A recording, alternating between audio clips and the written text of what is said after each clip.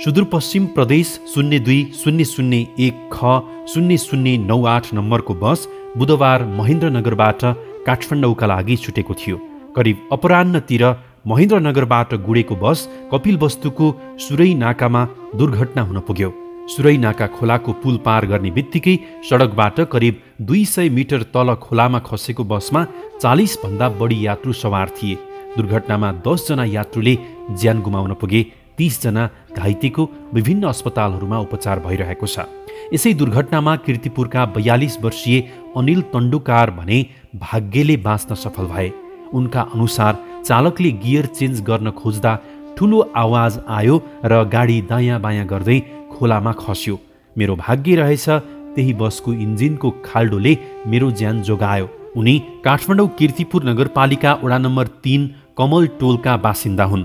काम विशेषले महेन्द्रनगर पुगेका अनिल बुधबार महेन्द्रनगरबाट काठमाडौँ आउन सुनौलो यातायातको रात्रि बस चढेका थिए। पेसाले मूर्तिकार उनी केही दिन अघि मूर्ति बनाउनकै लागि महेन्द्रनगर गएका थिए। बुधबार काठमाडौँ फर्किन प्रदेश 020001 ख 0098 नम्बरको बस चढे। उनी सवार बस राति 12:30 बजेतिर कपिलवस्तु जिल्लाको शिवराज नगरपालिका वडा नम्बर 1 मा आइपुगेको थियो। रातको 12 बजिसकेकाले अधिकांश यात्रु निन्द्रामा थिए भने कोही निदाउने प्रयास गर्दै थिए।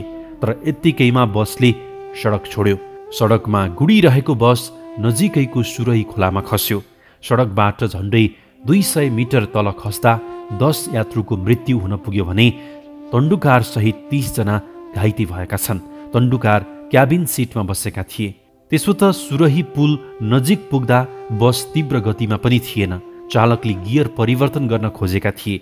गियर चेन्ज गर्ने क्रममा 2 चोटि ठूलो स्वरमा आवाज आएको थियो। त्यसपछि चालकले गाडी कन्ट्रोल गर्न सकेनन्। त्यसपछि गाडी घरि दायाँ घरि बायाँ गर्दै कुद्न थाल्यो।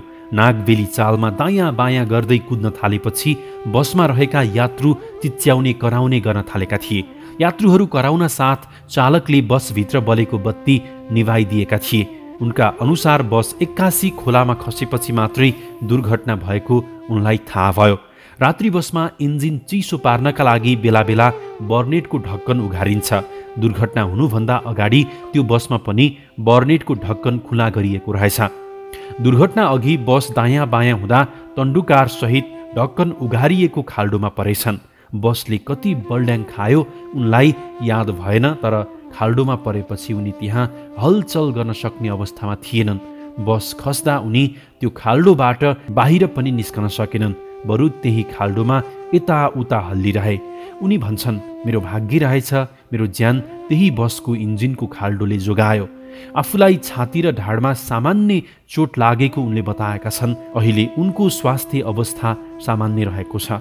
दुर्घटनामा 3 महिला र 7 जना पुरुषको मृत्यु भएको छ। मृत्यु हुनेमा रौतहट औरही नगरपालिका वडा नम्बर 3 का 46 वर्षीय नारायण बहादुर भण्डारी, कालीजंगगढ गुरुसिंहेमा कार्यरत अर्जुन कुमार योगी, भारत उत्तर प्रदेश मुर्दाबादका शकील मुसलमान रहेको खुलेको छ।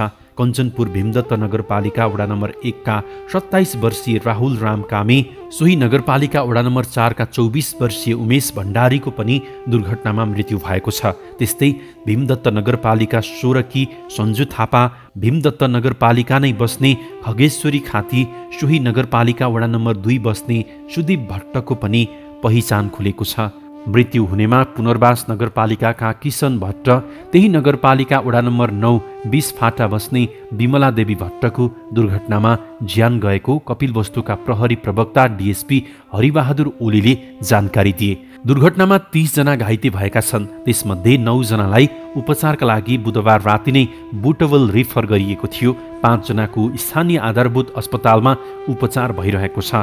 6 जना सामान्य उपचारपछि घर फर्किएको प्रहरी उपरीक्षक ओलीले जानकारी दिए।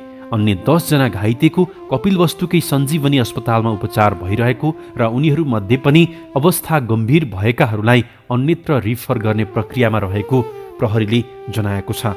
मध्यरातमा दुर्घटना भएको र प्रहरीलाई राति 1:30 बजे मात्र जानकारी भएकाले घाइते र मृतक 40 जनाको उद्धार गरी अस्पताल पुर्याउन नै धेरै समय लागेको प्रहरी उपरीक्षक ओलीले जानकारी दिएका छन्।